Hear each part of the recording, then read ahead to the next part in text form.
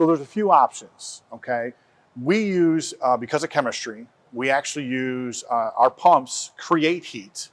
So they're gonna run on a standard, once the water's already warmed up to about 40 C, about 113 Fahrenheit, we're gonna actually consistently, as the machine runs, our pumps will create it up to 40 to 45. So at that point in time, the heaters turn off. They're electric heaters, they're internal in the tanks, they're in the lower tank. There's no reason to have it in the clean tank because it's gonna consistently turn over. So we're always using the same fluid in that sense. When we do that, you want to be at that temperature for two reasons. The first is to help with the chemistry. The second actually is to flash dry the parts. Okay, so if the part's warm, it's gonna dry. And we use plant air, or we can actually do a regen and actually add to that too, if you need that type of system.